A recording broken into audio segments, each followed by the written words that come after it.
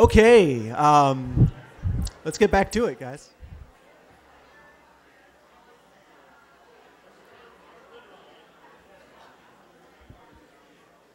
Please return to your seats. Thank you. It's really fun having a microphone. You haven't done that. It really does, a lot of authority.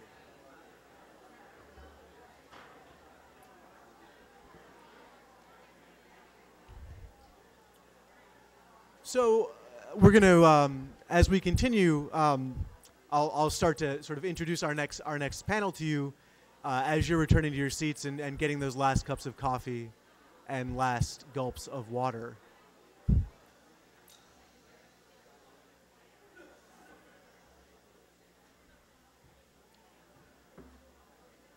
One of the, is this on?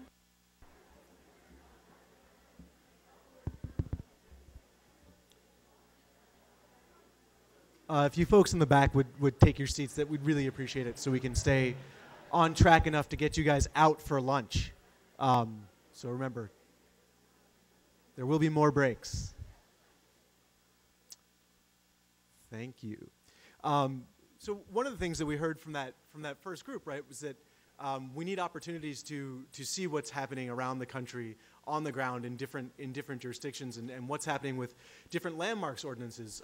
New York is in so many things proud to be a leader, but we're certainly not the only place where preservation happens. And so we had a great opportunity to bring in some experts from around the country to talk about their local preservation ordinances and sort of what the issues that they are confronted with routinely. And they'll be introduced to you in a second by the moderator of this next panel, who I have the pleasure of introducing to you now.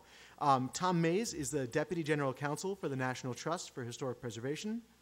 He specializes in both corporate and preservation law since joining the trust in 1986. He is the trust's principal lawyer for legal matters relating to their 29 historic sites and for historic property and real estate transactions. Tom has expertise in architectural and technical preservation issues, preservation easements, the American with Disabilities Act, and historic shipwrecks, and he's written extensively on many of those topics. In addition to his work for the Trust, he has taught for many years at the University of Maryland's graduate program in historic preservation. He received his BA with honors in history and his JD from the University of North Carolina at Chapel Hill. Tom also has a Master of Arts in Writing from Johns Hopkins University. He's going to introduce his panelists to you, but we're very excited to welcome what we're calling a Tale of Three Cities, a look at historic preservation around the country. So thank you, Tom, and welcome everyone.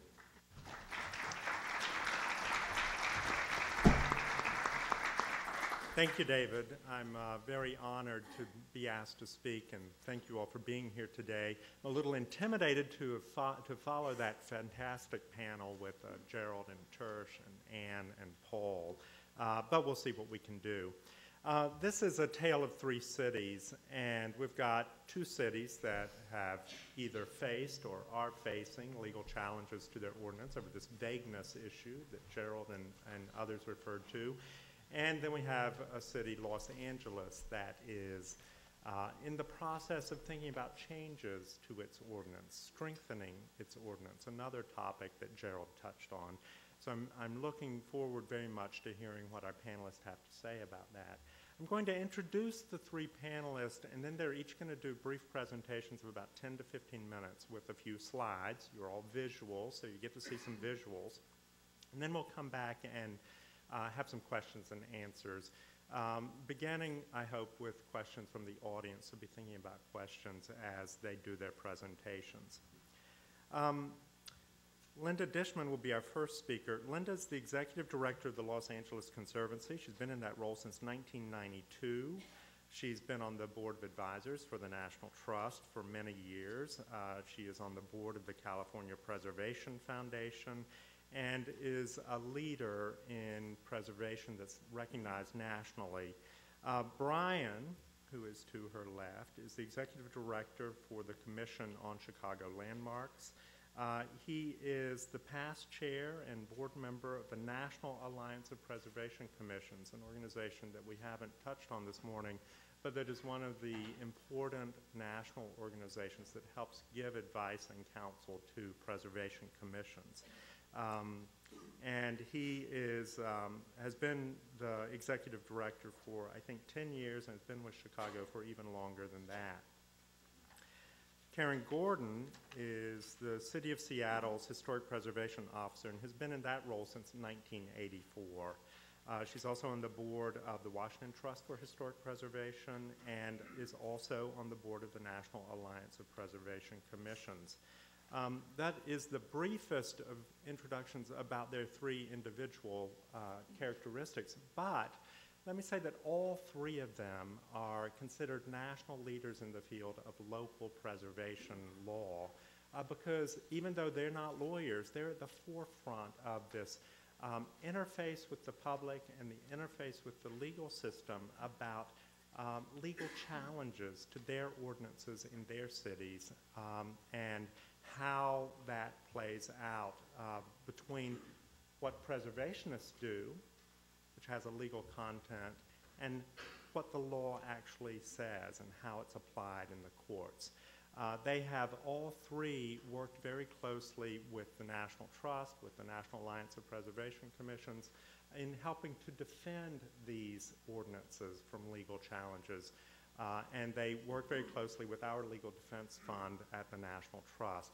So I'm thrilled that we're going to be able to hear from them this morning and get their perspectives about local preservation ordinances, how they're interpreted, and how they can be defended and strengthened from legal challenges. And with that, I'm going to turn it over to Linda first, and I'll invite the other panelists to sit in the audience so that we can see the presentation. Linda? Great, thank you, Tom.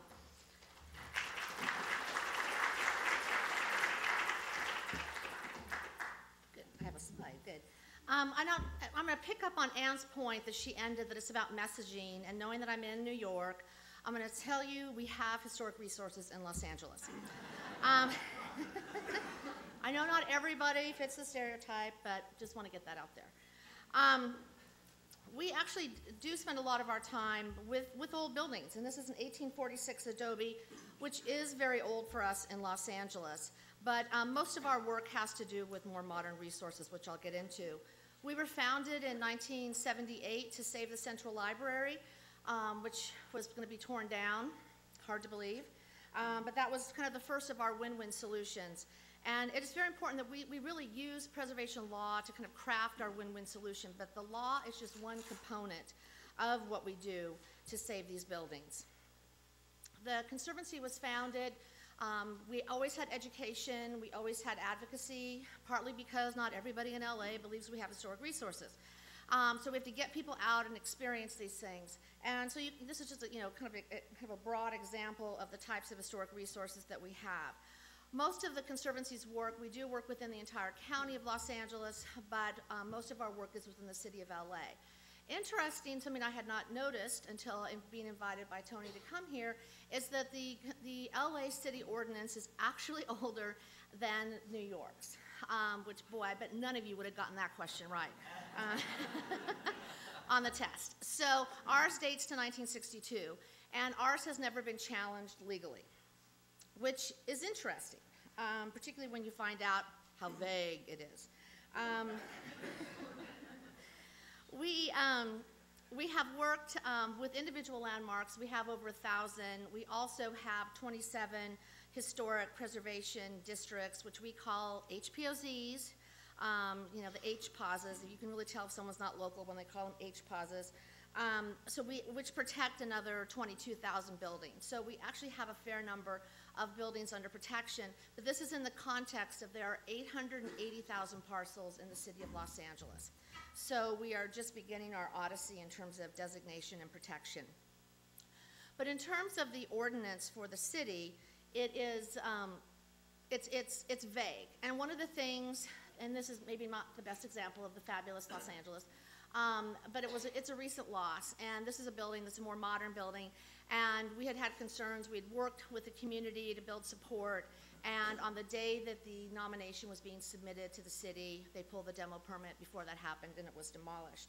So you do live and die by these ordinances, and I think that is very important. One of the things that kind of makes the LA ordinance interesting is it does not specify whether there is interior review, but it has always been interpreted that there is interior review. So it's sort of like, well, this is our pattern and practice, but it's not specified. So this is one of the concerns that we actually thought was vulnerable. Is this component? We also have finding the buttons in the dark here. It's hard to read my notes. Many fabulous interiors. So this interior issue was very important, but we've never had any problems. The only problem we've had with our interiors has to do with Bullocks Wilshire, which had all these great interior light fixtures by Lalique. And when Macy's was going bankrupt, these light fixtures were removed and dispersed to iMagnin department stores throughout the city, throughout the state. The city attorney said that because it didn't require a permit to remove light fixtures, they didn't have the authority to get the light fixtures back. So that's been kind of our one test of the ordinance in terms of interiors. We did get those light fixtures back by sending thousands and thousands of postcards to the CEO of Macy's, who decided, okay, fine, I'll give them back. But that's sort of been the one test on the interiors. We started to review the ordinance and kind of began this, what turned out to be much more elaborate, because we wanted to do consensus building. I've decided maybe consensus building isn't that good of a way. But anyway, we went through three kind of whole processes in trying to figure out how we could do this. And one of the things that happened to us is we got out-organized by the monument owners. There were a couple of people that really paid lobbyists, hired an organizer, and brought in a pretty strong opposition that were existing monument owners. Now, when you would ask them, have you had a problem? Well, no. But it was feeding into what was referred to earlier as the property rights agenda, is that it just was a problem. So we went through all of these different processes, working with the different, the Chamber of Commerce and everything else. We thought we had agreement, and then we didn't. And a lot of this would keep coming back to the interiors. We had been following preservation law across the country, which said that interiors, typically, you would designate the publicly accessible buildings. We found out that apparently in the neighborhoods of Los Angeles, that local groups were using this interiors review to stop big bungalows from being turned into student housing, particularly near USC. So they were doing land use de facto with these designations. So they did not want to agree to this change of review in terms of public versus private.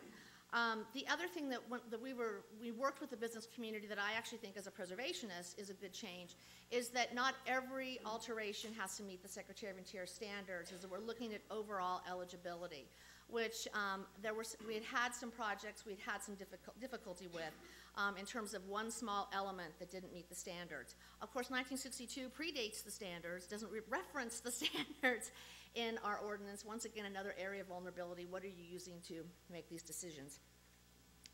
I mentioned that there's the whole county. There are 88 cities in the county of Los Angeles, and so the Conservancy has been working very hard to get ordinances in these cities. 7 of the 88 got an A on the report card, and that means they have an ordinance with some teeth. They have a Mills Act program, which is a property tax incentive we have in California, and they have a survey. And now here comes the boring chart slide. Only 40% have any kind of ordinance. So less than half of our cities have any kind of ordinance. And of those, only 15% has an ordinance that has some protections for historic resources. They get a B. And what's interesting about this report card is the people in Beverly Hills are pretty damn proud that they have a D. And they'll mention that in every conversation I have with them. Well, we have a D. And so, yes, I'm aware of that. And so, we sort of work through. But then we have an example of a community called Huntington Park, 98% Latino, which had one person on the city council that didn't like that D. And so he worked tirelessly, and we worked very closely with him, and they have a B+, and the next time we do the report card, they're going to have an A, because they'll have a Mills Act contract by then. So this grading has its pluses and minuses. I would say mostly pluses. And this is an important work that we're doing with the ordinances, but in essence, it really comes down to CEQA. And I had someone say to me, who is this Native American you keep referring to, Sequa? And it made me realize we talk in, alphabets. But it's the California Environmental Quality Act, and we are very fortunate. I always think we are fortunate, but when I had lunch with Paige Breen yesterday, and in talking about advocacy in New York, I mean, we have a tool that many other people don't have, and that is our state environmental review process. And what's important about that is that you don't have to be designated. You just have to be eligible. And I think that that's really important, particularly because so little of Los Angeles has been surveyed. We're currently doing a $5 million survey right now. But we are, the vast majority, undesignated. So CEQA will pick up if something is eligible or not. And if you are eligible, then you have to look at a preservation alternative. So Tersh gave his example of his brutal architecture. I thought, how appropriate, I have this one. So this is LA brutalism. And once again, not a building people hug. And this was threatened with a multifamily housing development that was going to put a restaurant and a gym on this side. Thought that maybe they could adapt this building to that use, but they didn't think so. We did a California Register nomination on this because politically in our city, if the city council member doesn't want something to be designated in their district, it won't be. So we did that process, and we really were pushing within the CEQA to have this not declared eligible, but really determined eligible. And what happened is that we had a battle of experts. So CEQA doesn't save buildings, it just provides a process to look at whether it's historic and what are some preservation alternatives. And those alternatives are really important. Of course, it didn't save Columbia Savings. But that's important. It doesn't, at the end of the day, save, but it does provide a process. We're now getting into a process on the Moore House. This is a Lloyd Wright, very significant son of Frank, building. And one of the things in looking at the EIR is that you have project objectives. This is a property owner that wants to tear it down, build a big old mega mansion, but it will be Mediterranean and it will fit into the neighborhood.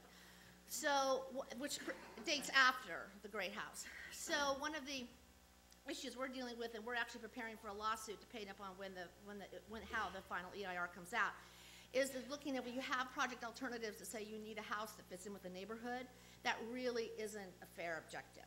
So that is something that we are working on.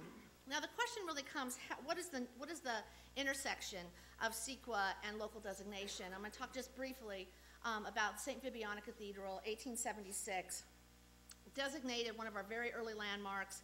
The Archdiocese wanted to tear it down, build a big new cathedral, and we wanted to work with them, do a win-win. That was a non-starter. They started to demolish the building without a permit because they got a notice to abate. And so we actually got a temporary restraining order on a Saturday morning, which no one thought we could do, and they were banking on that. And so we were able to, just the little top piece was taken off actually that day. Had several lawsuits, and the lawsuits really had to do with the fact that the city didn't have the right to have this building be demolished without going through environmental review. So then the city tried to de-designate the building.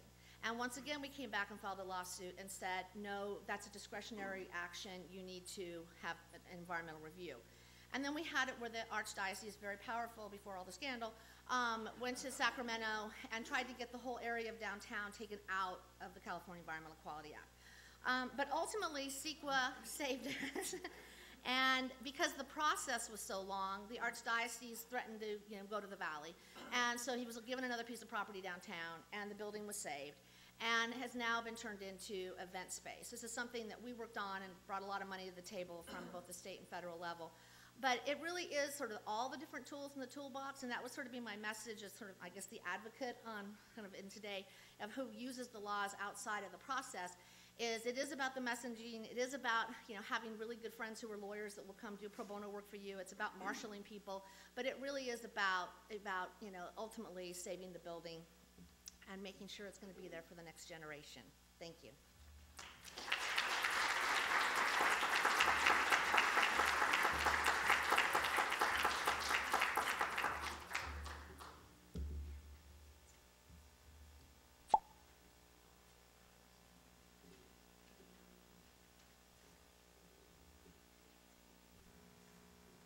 Well, good morning.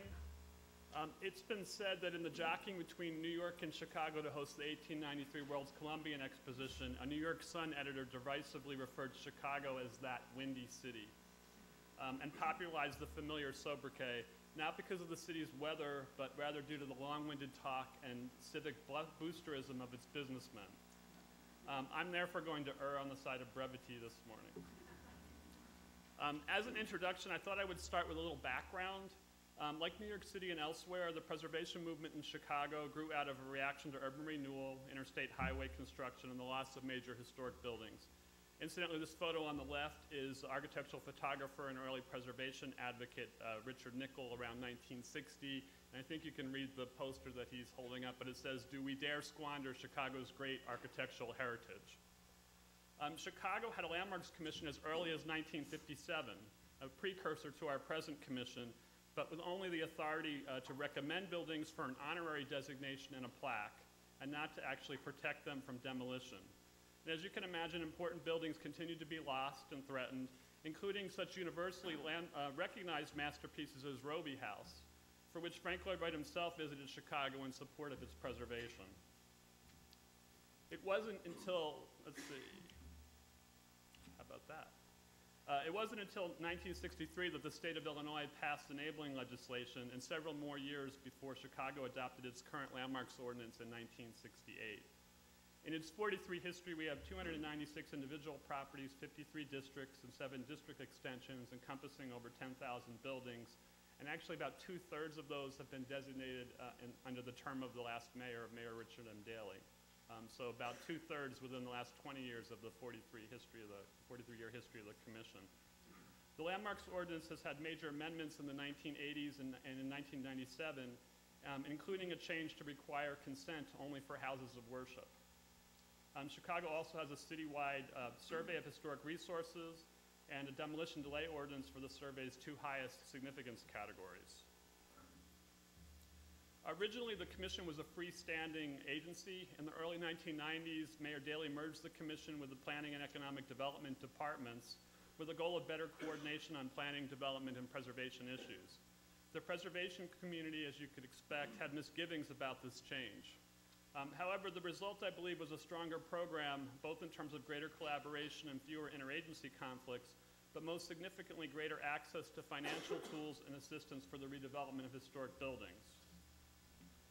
This remains a major component of our program and has benefited several dozen buildings in just the last few years.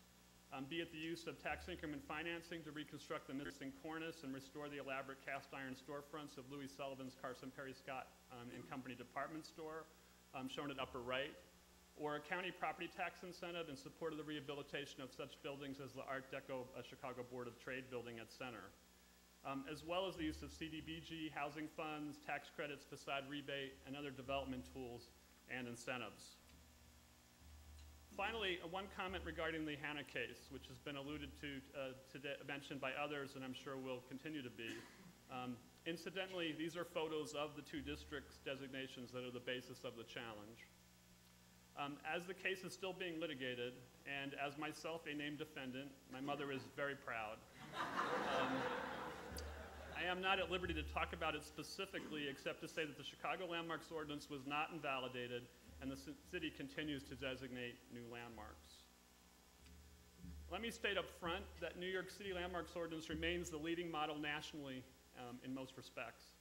As we look forward, I've been asked to talk about some of the issues we're currently facing, as well as offer my observations on the future. And I've decided to approach this from the perspective of someone administering a local preservation program. In the interest of time, this is by no means comprehensive, but hopefully a starting point for an engaging discussion today. Thinking about current trends regarding city budgets and staffing levels, the trends are obvious and show no signs of changing soon. There are competing priorities and demands on local government facing reduced revenues, rising costs, and lower staffing levels. We are in competition for limited funds with basic city services and other equally worthy programs. It is therefore an absolute necessity that we continue to do more with less, quote unquote, and prioritize what we do and streamlining how we do it. This may require changes to our ordinances and almost definitely to our rules and regulations. If I had to tell you what the most important function of the commission is, it would not be designations, but the review of permits and certificates of appropriateness. And this is why. Landmarks review has the reputation of being time-consuming, burdensome, anti-development, overly restrictive, and expensive. Now, we know this is not necessarily the case, but it is the first issue that's raised by property owners when discussing landmark designation, and it is the issue about which elected officials will most likely hear complaints from constituents. We need to do a better job confronting both the myths as well as the truths in this area. And in times like these especially, preservation should be seen as contributing to economic development, the creation of jobs, and enhanced property values. And for all of these, there is considerable supporting data. An effective and active designation program directly depends on how well the Certificate of Appropriateness program functions. Along these same lines, we should be concerned about how long it takes to review a permit, as well as specifically the number of projects reviewed at the commission level. Especially for large cities with professional staff, only a very small percentage of projects should be reviewed by the commission itself. It unnecessarily delays the applicant, and it's a waste of staff resources and the time of the commission. I think there's an unfounded fear, incommensurate with the amount of time and energy consumed, by not streamlining the review process as much as possible for projects that could just as appropriately be handled at the staff level. Additionally, we should constantly be evaluating the acceptability of new products and materials, how we apply our criteria, and be mindful of the big picture. That is, the point of all this, after all, is to save historic buildings. We need to be open to new ideas and thinking creatively to balance the continued investment in these buildings while ensuring that character-defining aspects are preserved.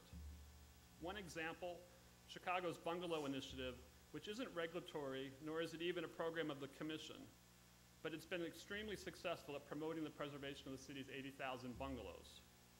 We need to also think about how to retake the lead on the discussion of sustainability, of which we are a much more significant part in terms of potential impacts and benefits if we're serious about making major strides in this area. We need to also think more about what and how we designate early on. We focused on high-style buildings and the works of a master, and we've moved on to culturally significant properties, the recent past, roadside architecture, the vernacular, and most recently, cultural landscapes. One example I have is, and I'm a big fan of using local thematic landmark designations, particularly for properties that may be significant for historical or cultural reasons. By developing a historic context combined with some targeted survey work, it's easier to comparatively evaluate and identify the most significant properties, and it can also streamline the designation process. On the left are three of a group of architecturally modest buildings, but part of the Black metropolis, the city within the city created by and for African Americans on Chicago's South Side in the years following the Great Migration of blacks from the rural South to the city. And on the right, examples of some recently designated buildings associated with the Chicago Black literary renaissance of the 1930s, 40s, and 50s, here including the homes of writer Richard Wright and poet Gwendolyn Brooks. Two other examples, neighborhood bank buildings on the left-hand side of the screen, and on the right, Schlitz Brewery tide houses, taverns built and operated by brewers in the years before Prohibition for greater vertical integration and control the production and retail sales of their products. Thematic designations also allow for a much more compelling and detailed story in explaining the significance of these buildings. And for designations, you can designate a larger group of buildings using thematic designations from across the city in one single process. I note also that local support for designations varies greatly from community to community in terms of depth, interest, and organization. New York City, for example, has many more advocacy groups involved in preservation than, say, Chicago, and I have no doubt that that has an effect on our program. With this in mind, what might work well in one city might be less or more effective in another. Just like the historic properties themselves, preservation programs are the products and specific to their cities and their own histories. But I want to conclude with some hopefully universal questions of some of the things we're going to be discussing in the years to come. They're not new questions for us, but timely ones. First, how do you establish priorities for our designation and permit review programs given limited time and resources? Is every historic building equally important? Are all changes to a building important? For example, any changes that are at least 50 years in age, and therefore must they be preserved? If a building is significant for historical or cultural significance, does it need to meet the same standards of integrity as buildings with architectural significance? How do you protect the integrity of buildings with cultural significance if it derives from the ephemeral use or occupancy of the building? And is landmark designation the right tool to do so? I'm not sure. Can buildings of lesser significance continue to convey their importance while allowing greater changes? For example, properties with national or citywide significance versus neighborhood significance. What are the implications of treating some properties differently, such as in terms of administration and fairness? Should all historic properties be held to the same standards of authenticity? And for some properties, particularly modernist ones, what's more important to preserve? Original materials or the design intent? What if the design intent was essential to the significance of the property, but could not be achieved at the time due to technical issues or the budget? Lastly, should all buildings that meet landmark criteria necessarily be landmarked and therefore required to be preserved as a matter of public policy? I thank you for the opportunity to speak with you today and congratulate New York on its 45th anniversary.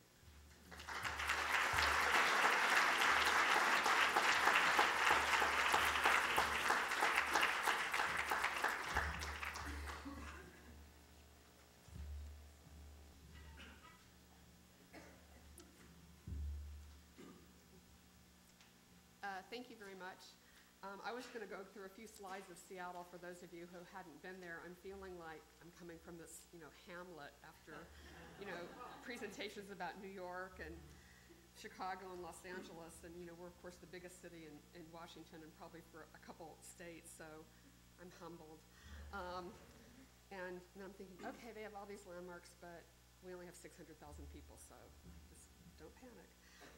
The city of Seattle also really owes a debt of gratitude to New York City. Our ordinance, too, was modeled after New York's, and our first landmarks ordinance was passed in 1973, but before that, we actually had several historic districts that were designated, and these are not in chronological order because I put this together too quickly, but perhaps some of the more iconic photos of Seattle, the Pike Place Market, which is a historic district, and then followed by Pioneer Square, which was the first historic district in 1970, which was designated by, after a citizens initiative, a ring road was to have gone through Pioneer Square, and the great story is the then Central Association, the Downtown Association, was in favor of the ring road, but their wives were members of the Junior League, and they saved Pioneer Square.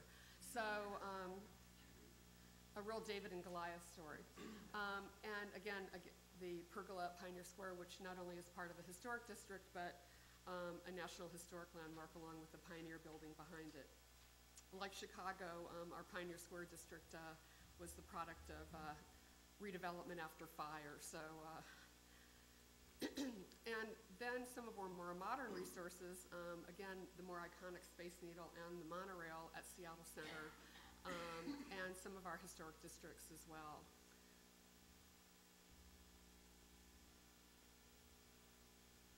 So you can see the scale is a little different. I finally had to get a picture of a taller building, so, think, okay, they don't have a height limit of, 10 feet here.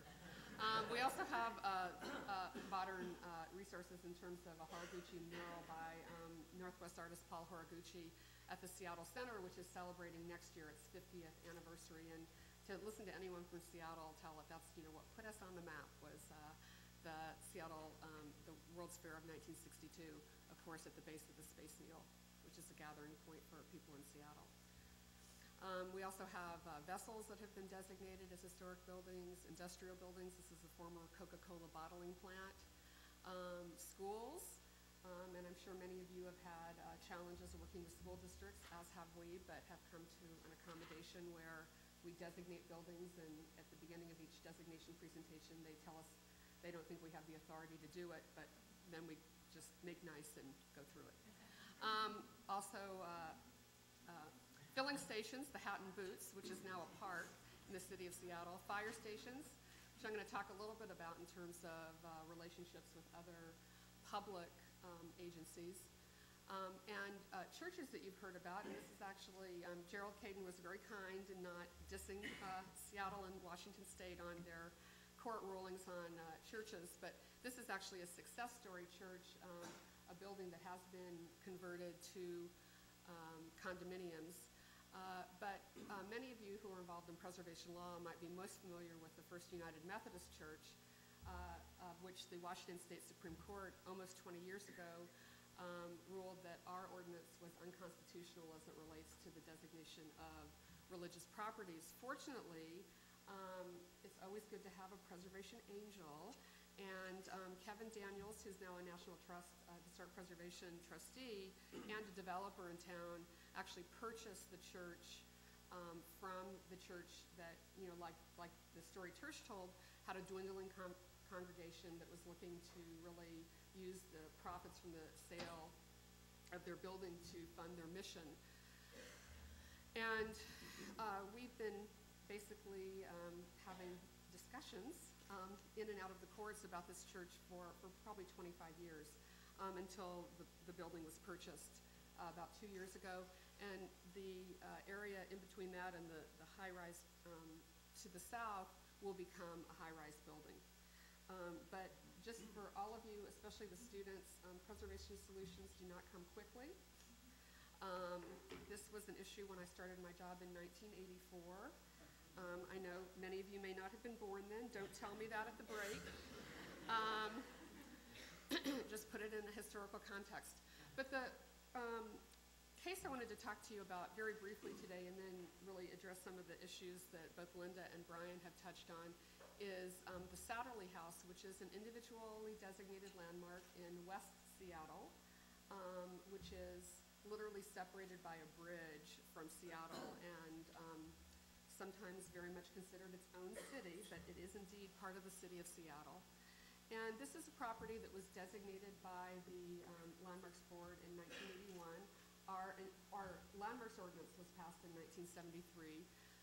The owner of the property at the time actually contacted the office and asked for his property to be considered for landmark designation because he wanted to avail himself of the benefits available to owners of historic properties.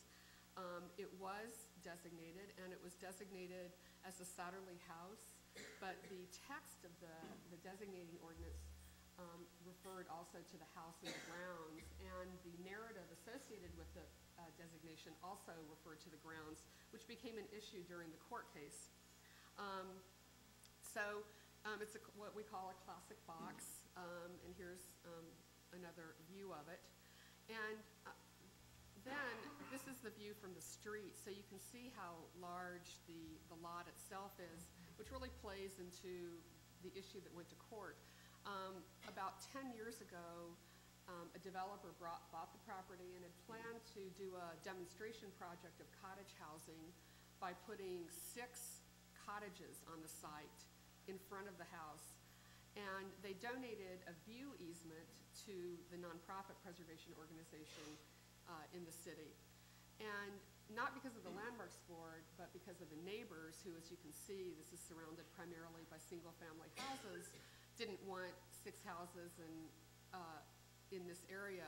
And they really, for the most part, threw up enough roadblocks that the developer said, fine, I'm not going to do it. The project time had expired. But instead had this house and then short-platted the yard to 3 lots. And so the next photo is a picture of what it looks like on the other side of the street, so you can see why the lots would be valuable, because everything you see out there that looks wide is water. And you can see mountains beyond it. And so a view in Seattle is like a view in New York. You want the view. And so the line that you see is where the larger houses were going to be built. So we went through about, and I'm going to actually go back to some of the other pictures because they're prettier than this. So we'll just take the context picture. We'll leave it at that.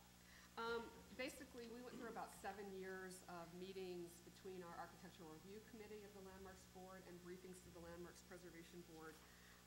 Ultimately, the owner was denied a certificate of approval for building the 3 houses, and the board was very specific about the reasons for which the project was denied, and in fact, in its decision, was very clear that 3 houses could be built there, but the houses that were being proposed were much larger than the landmark house and really would have destroyed the character of the landmark, which included the site, which was a point of contention throughout the process. And I'm not going to get into a lot of that, but basically we denied at the landmarks board level a certificate of approval for the 3 houses. Our hearing examiner upheld it, and then the property owners went to King County Superior Court, where the hearing examiner and landmarks board decision was upheld, and then went to the State Court of Appeals that also upheld the decision of the previous decision makers.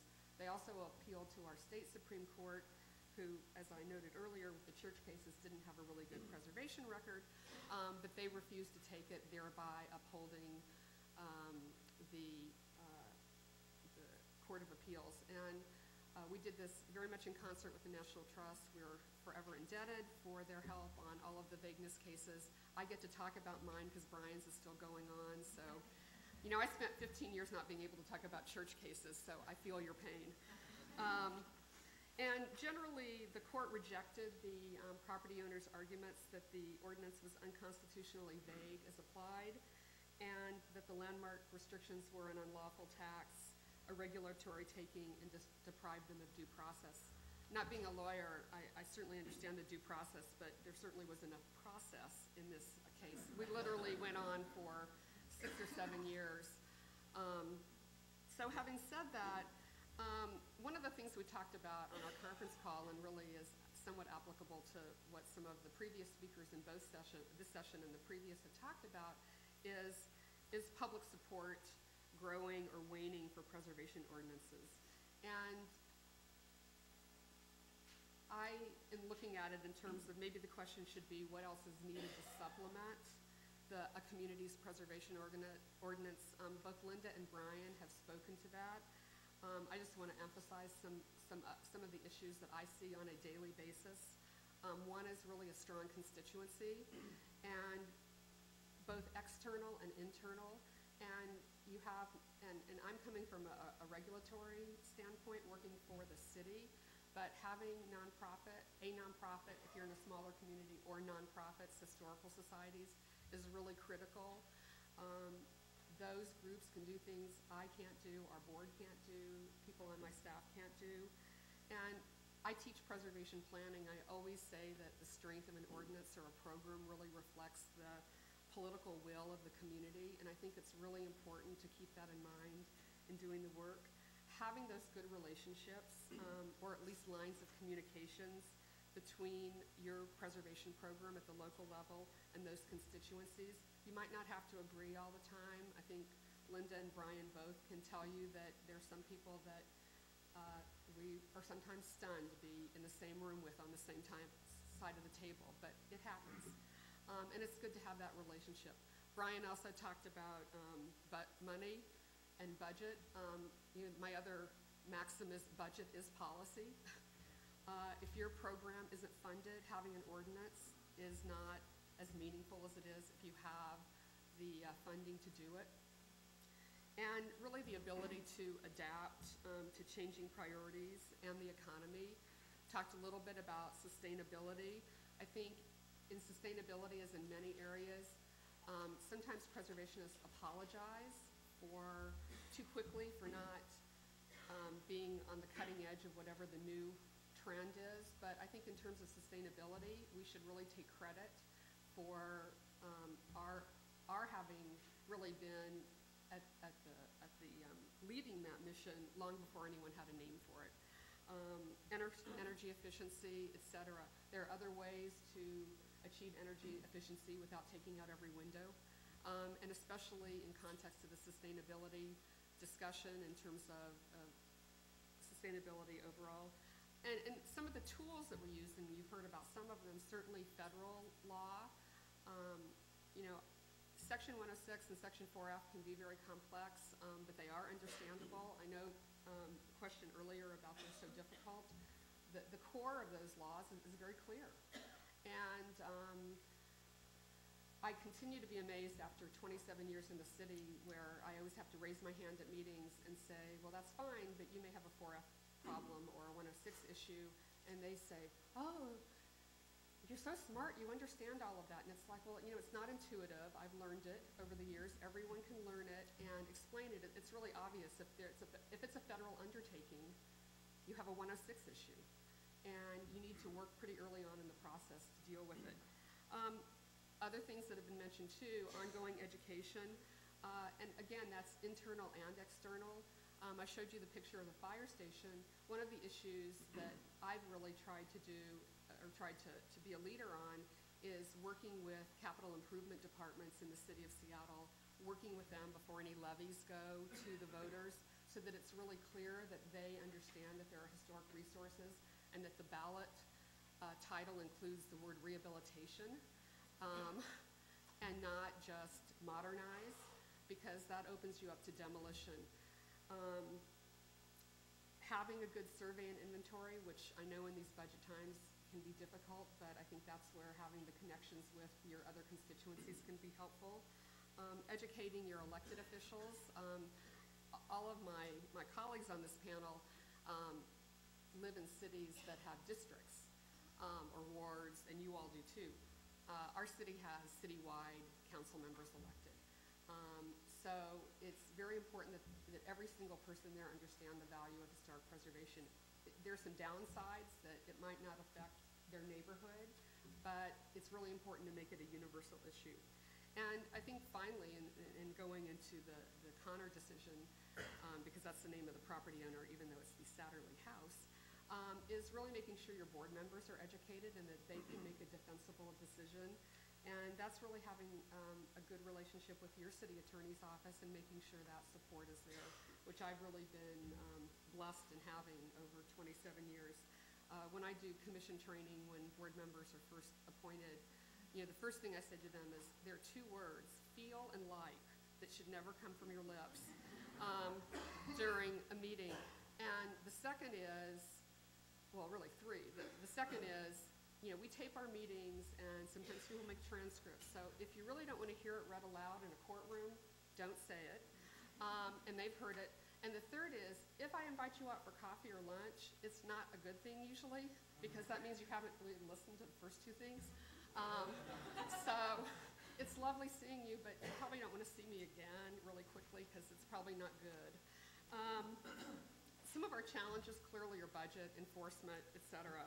And so I'll just leave you with, just very quickly, a couple of the last images. And this actually,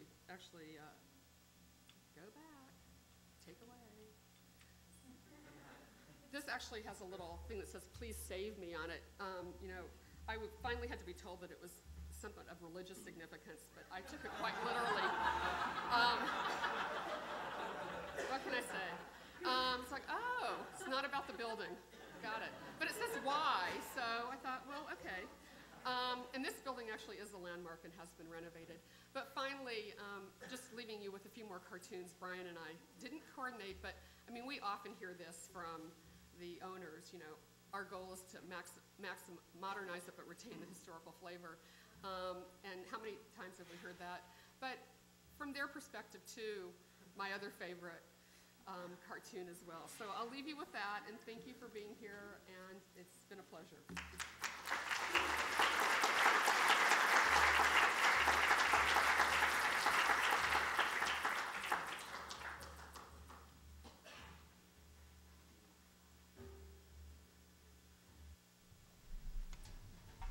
Well, first, I would just like to thank our panelists for great presentations. It was fantastic to visit Los Angeles and Chicago and Seattle for a little bit, and to see some green shrubbery and some green lawns. So thank you. I really appreciate it.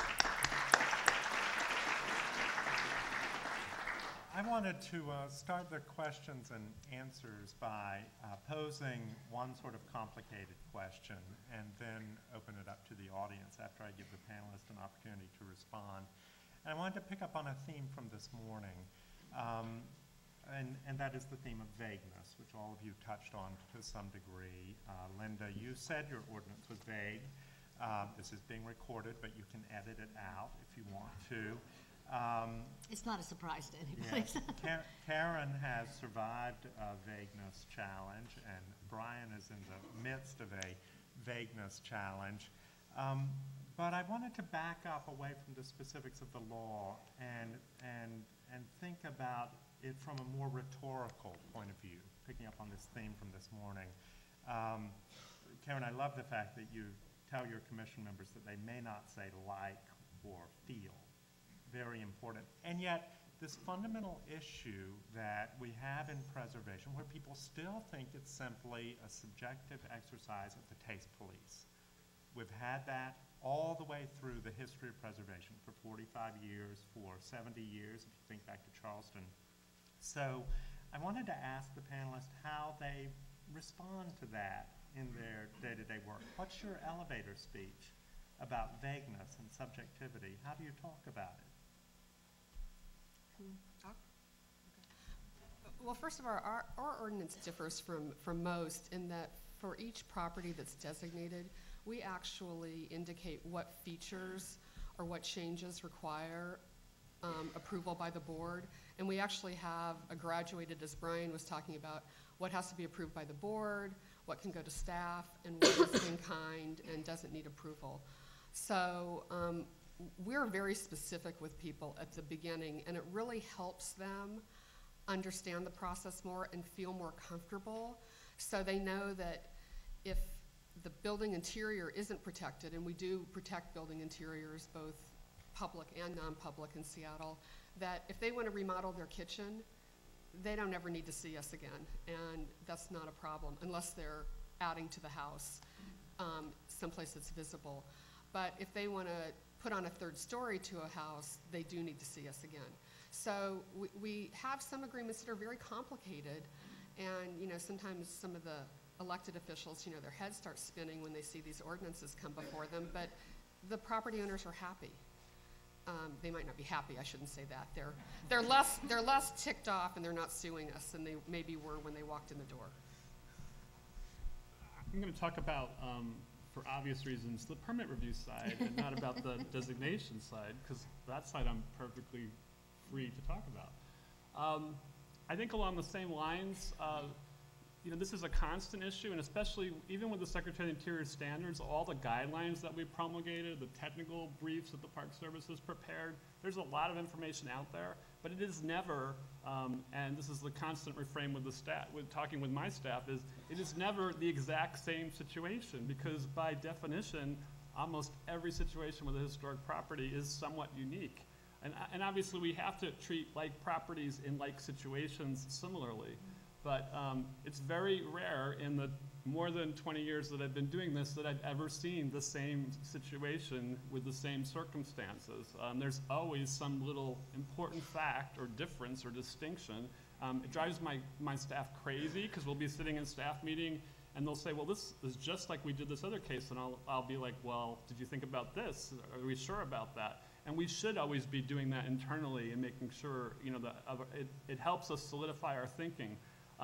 We do, and I think Tom asked us this when we had the conference call to kind of sit this up. Now, we don't require consent with our ordinance except for houses of worship.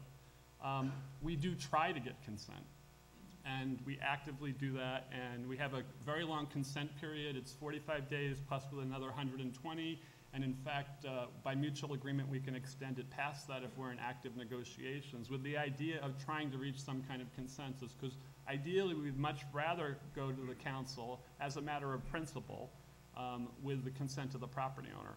So in addition to identifying significant features, we do sometimes incorporate design guidelines in our ordinance that are specific. New York City has policies, I think, for banks, and I know for theater interiors, and we've looked at them frequently when we've had similar circumstances. I had the fortune or the misfortune, I guess, to be the lead to negotiate with the Chicago Cubs on the only Major League ballpark that's a locally designated landmark. And if you want to imagine what that process was like, I think I looked the other day and I had more than 35 drafts of the design guidelines that we developed. And after that long process of me, and I'm a firm believer is I only draft my own stuff. I don't take somebody else's stuff. So if we agree kind of on changes, I redraft and I distribute because I want to make sure that there weren't any changes made that I'm not aware of. Went through all those things to try to win the consent of the Tribune company, who was the owner at the time, and at the end of the day, they did not consent. We decided to go forward with the language that we had negotiated with them, even though, it arguably gave some things away in exchange for other things, but we felt that it was the right thing to do. And that's kind of, I think, the basic philosophy in Chicago is we do really try to work hard with the property owners to be fair and predictable and address some of these concerns. A lot of times it's things that are very obvious that you would look at and you say like, well, that's never gonna be a concern, but to the property owner, they don't understand that. And so sometimes you're putting something in an ordinance that actually has no material effect in how you administer it, but it makes them feel better, and there's something to be said for that. You have an example of that? Like, I can give you one. We have a private club, the Rainier Club, across the street from the First United Methodist Church. They resisted designation for years. They wanted a decrease in their tax because they could be a landmark, but they didn't want to be a landmark. So that had been going on for like 6 years before I got there, and I said, walks like a duck, talks like a duck, you're going to be a duck. And they actually are, and we have interiors, but they were saying, well, what about when we plant annuals in the spring and the fall? I mean, that's the kind of thing we get, and we're thinking, oh, we can do, gardening. We could go out there and help them plant their annuals, but no, we're not going to get into that. So in the designating ordinance, we talk about what landscape features are included and what are not. And they were happy with that. They're fine. They actually go to other downtown property owners now and tell them about how this process really works. They're my ambassadors with, other nonprofits. Linda? Well, I've got 2 points. One is in terms of the vagueness. I think while our ordinance overall is vague, there is the really specific issue is that I would say at least half of the 1,000 nominations that we have designated, or the city has, I'm not that role, have maybe 4 or 5 sentences. So like on the Bullocks-Wilshire case, there were 3 sentences. None of them mentioned these light fixtures. So we just don't have a lot of information. And so one of the proposed changes to the ordinance is to have an inventory of character-defining features. That'll be, as Karen said, up front. Everyone knows what the game is. And I think that's where we have had some problems. Although when we had this group of monument owners organizing against the ordinance revisions, none of them had a specific example of a problem. And I thought that that was really compelling, but they were really buying into this property rights thing. I mean, it was, I can't tell you that I've had a problem, but just overall, I think this is wrong. And, they've been a monument for, 25, 30 years. And, so I think that is something that we need to be dealing with in a more formal way. And we're fortunate that we do have a tax incentive for designated properties in California called the Mills Act, which makes it more attractive for people. The other thing I wanted to sort of pick up on is that issue of subjectivity. And it's interesting because once we have the vague ordinance, which has 3 broad criteria. But we found with our Cultural Heritage Commission, we had a building go forward that was 1960s, and the commission didn't get it. And they were like, not really an important architect, not really attractive. And, there was a land use attorney, well, it's been altered. And, if you don't like it and it's been altered, high chance you're not going to be designated. So after that hearing, it became clear that if the Cultural Heritage Commission didn't understand 60s, clearly the vast majority of people did not understand 60s. And so the Conservancy launched in 2010, the 60s turned 50, because 50 is what people understand. So we kind of went to the level that people could understand. 50 years old, yeah, that should be historic. And well, guess what? The 60s are going to be historic then. And so we did a year-long series of events to get people thinking about the 60s. And one of the reasons that it's so important, particularly for us in Los Angeles, is that 3/4 of our growth occurred after World War II. And we have some amazing examples. Most people agree on the amazing examples. It's the slightly below amazing that we seem to have a lot of disconnect. And probably 15 years ago, I was at a trust conference at a session, and somebody made the comment that it basically was to identify why surveys were so important, is that if we don't know what we have, then we only will save what's left. And I have found in talking about, even with the building, our brutalist building, Columbia Savings, which I would tell you not many people liked, is that, but don't we need to get out there and figure out what were the best buildings of the 60s? And that actually was a very important building in terms of kind of the nexus of art and architecture and sort of what was happening in the 60s. And so, but people find that argument compelling. So I don't want to just save, a 60s bank building because, gosh, that's what we have left, 20 years from now. I want to be able to think through what it is. And when we did this, we saved the Century Plaza Hotel in 1966, we've really found that that was a building that resonated, but people didn't necessarily understand why it resonated. And so part of our job was to explain that. And so I think in looking at subjectivity, education is so important, and it's education of the commissioners and of the staff, but also of a broad audience to be able to make it so people don't go, what? And because that's not the right response. And so I think that kind of working hand in hand, that there really is an effort. And what was funny to me is our kickoff of the 60s Turn 50, we invited the Cultural Heritage Commission, of course, and the chair of the commission came up afterwards and he said, "You did that for us, didn't you?" And I was like, "No, we have 200 people here." But it's important. Great. I'm going to follow up on one piece and ask and Brian and Karen to respond on the modernism piece. It seems to me that there were a lot of comments this morning about staying within the core historic preservation, and I do think there's a perception that this issue of modern buildings is outside of our core for some reason. And yet, if we go back and look at the past of our own movement, I was already working at a time when preservation didn't really recognize Victorian buildings and then didn't recognize Art Deco buildings. Now both of those are well within what is considered core preservation values. So I just wanted to get two responses on modernism, and then we'll open it up to the audience. Well, I think one really interesting example, it always fascinates me. So I explained we had a precursor commission in 1957. And at that time, they thought that there was they didn't even think there was such thing as districts. They thought there was a very finite number of buildings that would be important. You'd designate them, you'd be done. So they came up with a list with 39 buildings on it. The list was, I think they finally adopted it in like 61, 62. It had the Inland Steel building on it. The Inland Steel building is 1956. So the building is less than 5 years old at the time that they were considering it. It had several buildings from the 1940s. There was one other building from the 50s as well. You have to remember that, at least in Chicago, the preservation movement comes from architects, and they're modernists. And they wanted to make the connection between modern architecture, the second Chicago school, and the first Chicago school, being Louis Sullivan and Frank Lloyd Wright, and the Prairie School, uniquely American architecture, not that classical stuff that New York's doing, but the unique Chicago stuff. So that was always kind of a bias, and in fact, when the public library, which is why am I totally, see, this is what's happening. It's an East Coast firm, and I'm totally blanking on it. Shipley, Rutan, and Coolidge. Major building downtown, threatened with demolition, not on anybody's radar screen in the professional preservation category. The public gets upset about it. Chicago Theater, demolition permit gets pulled for our namesake theater, which is not designated. Public is an uproar. The city refuses to issue the demolition permit. Goes to court. The judge says, you got two options, issue the permit or buy it. And the city ended up having to buy it because there was no way we could live with losing the Chicago Theater. So there was always kind of an interesting misstep, and we didn't look at the classical revival stuff in Chicago, the stuff that in other parts of the country would rank highly.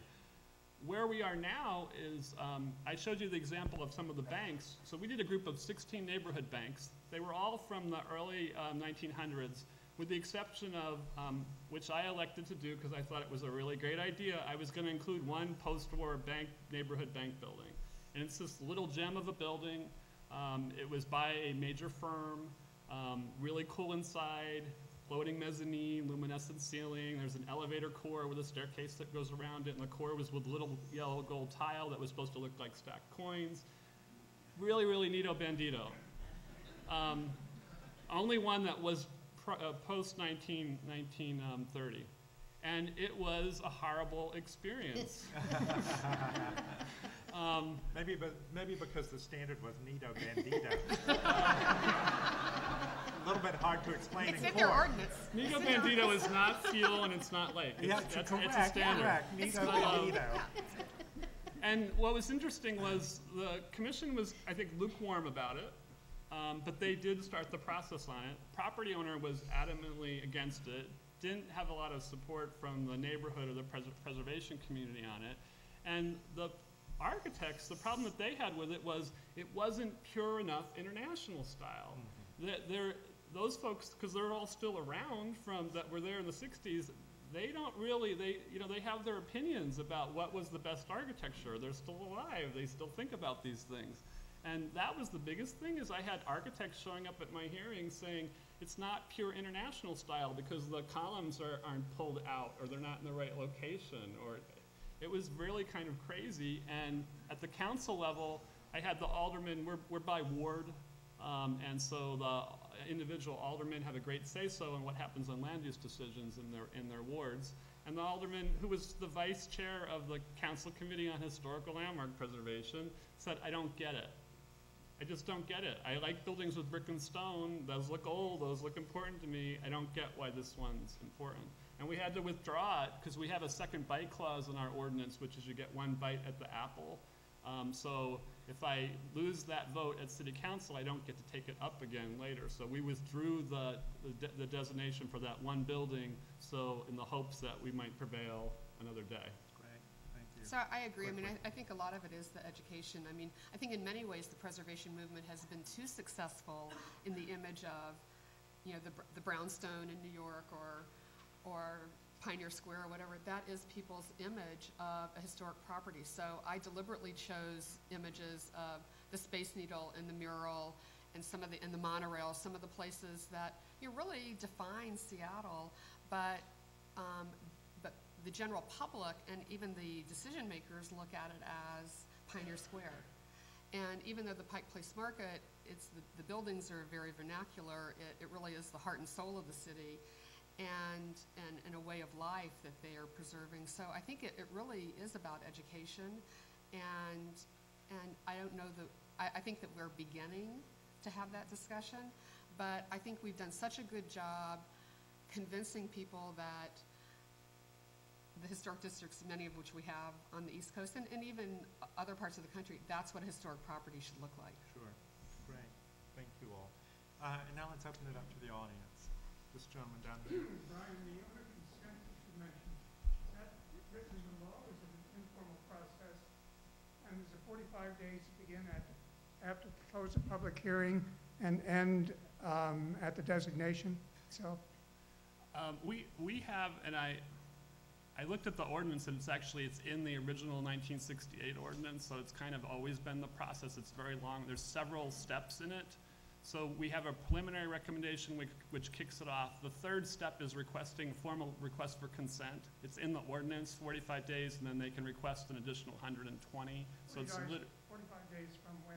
From when it's tied to like the third step in the process when the commission receives a report from the planning department. Is this consistent with the city's planning goals and objectives? And so it's 45 days from when we send the letter out, and then 120 beyond that. If we do not get consent, then there's a clock ticking, which was one of the changes in our ordinance, that we have to hold a public hearing and make a final decision about within a year from when they started the process. And just to be clear, you can designate over an owner objection. If the owner doesn't consent, you still can designate. Correct, except for houses of worship. Right, good. Other questions? Andy? So the New York law, which we're going to talk about later, allows you to designate interiors if they're publicly accessible commonly and not used for religious purposes. And Linda mentioned casually about interiors of houses, and Karen mentioned in absolute passing that the Rainier Club had interiors. And when I was in Pasadena about a year ago, people were talking about how they regulate the interiors of privately owned green and green houses. So I'm interested in what the condition is in your 3 locations with designating private interiors that are not customarily open to the public, and whether if you have that ability, whether there have been challenges to that. I'll go first. And I actually know the Pasadena ordinance because I worked for the city of Pasadena during that. Me too. And they called me a lot. That's how Karen and I got to be friends. Yeah, I was was just the, like, okay, the I have a Blacker problem House. here. So let me just address Los Angeles first, then we'll get to Pasadena. It vaguely says interiors, and I mean, it doesn't say interiors, but it doesn't say not interiors. So that is the power that's in there now. Under the new process, which hopefully will be adopted before our 50th anniversary, it'll be the character-defining features. So it'll be actually listed in there what parts of the property or the structure are identified. What came out at the Planning Commission, once again architects, is that we had several architects on the Planning Commission, and one of the kind of the justifications for needing to have interior review, particularly in residential, was for our modern houses, which you can stand on the street, and if the curtains are open, you can see in the house. And so there was an argument that there was a public benefit to being able to look into this house. So, I tell you, I won't say what the benefit is. I know. The curtain people are going to make a fortune once this ordinance goes through. So, but that actually came up in discussion with the inside-outside that was very important. So, you know, then of course we got into then there might be an architect design bathroom. I said, but that's not visible from the street. So, but anyway, so that was sort of the basis of that. So, but it will all go back to this list of character-defining features in the ordinance in terms of how that's regulated. In terms of Pasadena, what happened, there are, I think, 33 green and green houses in Pasadena. And one night, in the middle of the night, a Texan came with a truck and took all the light fixtures that were designed by Green and Green out of the Blacker House. Now, Pasadena is, in some ways, a conservative community. But when a Texan comes in the middle of the night and takes the light fixtures, that is something to get mad about. And so there was a lot of, you know, uproar. And so there wasn't, at that point, we need to stop this. And the problem was these light fixtures, each one individually was worth more than the house. And on the open market, and this is when Craftsman was, you know, that Sotheby's and Christie's were carrying, and they were going for $500,000, and it was just insane. So the city said we need to do something. So one of my bosses said, well, while we're doing it, let's just change the ordinance. We'll have the perfect ordinance. And so we struggled for a year because we had kind of incrementally just kept changing the ordinance, and the city council didn't really know how much power we had. And so all of a sudden they're like, you're reviewing every permit for buildings 50 years or older? Well, I don't know about that. And so we kind of we forgot that we had the momentum for that one thing, and we tried to get the perfect ordinance. So ultimately, we got the ordinance. It was solidified at my wedding. That was my wedding gift from the mayor. And and then Brian got to administer this. But I will tell you that it was not seen as controversial, partly because you only have 33 people that could be mad. And in terms of the education, Pasadena is so identified with Green and Green, it was really seen as one of the treasures. Now, we would silently talk among ourselves that the Texan had bought the house from an elderly widow who had unfortunately invested in a game show that was not successful. So she had a hardship. Had she tried to sell a couple of light fixtures to, you know, buy her cat food, she would have been fine. I mean, nobody would have come out. But because it was this assault on the city, that's how we had that momentum to be able to do that. So I'm a big believer in, like, when something bad happens, really trying to capitalize on it. I'll only drop a footnote that this Texan issue was the first time I think the trust had a claim of defamation against it, so we're not really permitted to talk about the Texan very much. Just along these lines, our ordinance says that we can designate a building all or in part. And so in the beginning of time, the first designations, it says the building's designated in its entirety.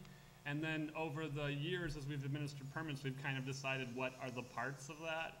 For the last 20 years in the designation ordinance, we specifically say this is what's designated. And in general, the ones that are in their entirety, we're, you know, really cautious about what we're doing on the inside of these buildings, especially if they're houses. You know, while we have the consent requirement for churches, we actually have probably designated more churches in the last several years than we did before we had before there was the consent requirement. We've had a lot of churches that we've worked with, and we include the interiors. And on the south side of Chicago, where you had Martin Luther King or other individuals in there, you really need the auditorium interiors to tell part of the story.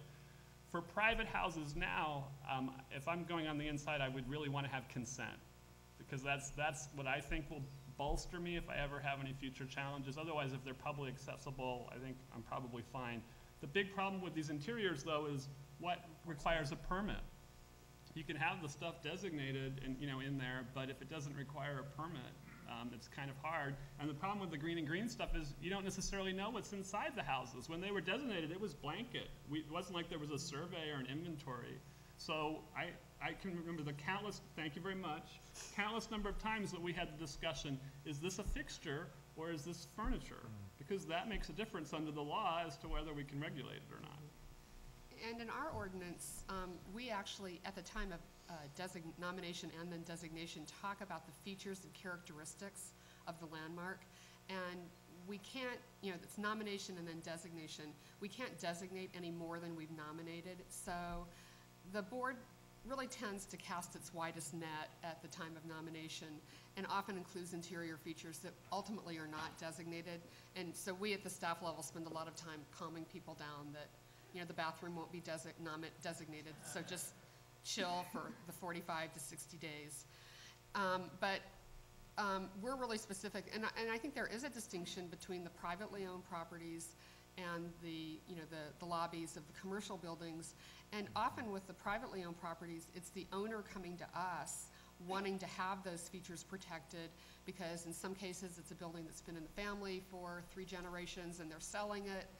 And the enforcement is really the huge issue, because if there's this fabulous, tiled bathroom or kitchen that really is quite special and is part of the landmark feature, well, they don't need a permit to take that tile out, as Brian says. I may never know about it, but I'm still a little concerned about interior designations of private homes because of the enforcement issue and the whole issue of public benefit. And I always know before a designation of a house, when I hear my staff kind of whispering on the other side, I know that there are interiors included and they don't want me to hear about it. If I haven't been to the meeting, because it's like, I don't ever want to see that again. Please don't come back to me with another kitchen or bathroom that's designated. But we have another opportunity at what we call the controls and incentives, where we negotiate what's going to have a certificate of approval or not. And for the most part, on more recent designations, I put some of those interior features under an administrative review so that we have an opportunity to look at them at the staff level, and then if they have to go to the board, make a decision there. Right. And obviously interiors, it's better, easements are a better tool. I mean, Well, except there are issues about enforcement of Yeah. interiors for easements as well. So the same problems. I'm afraid we're out of time for questions. One quick question. Did Pasadena ever get the light fixtures back? And if so, how? Some of the light fixtures have come back to the Blacker House. Some of the people who shall remain nameless did feel some guilt and actually sold them back to the family that bought the Blacker House. And then they have replicated the rest of the light fixtures. So when you go into the Blacker House, your experience is as it was when Green and Green completed the house. I'd like to just thank the panel again. Wonderful presentation.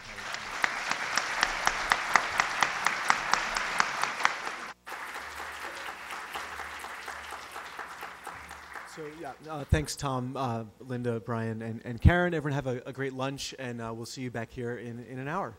Thanks.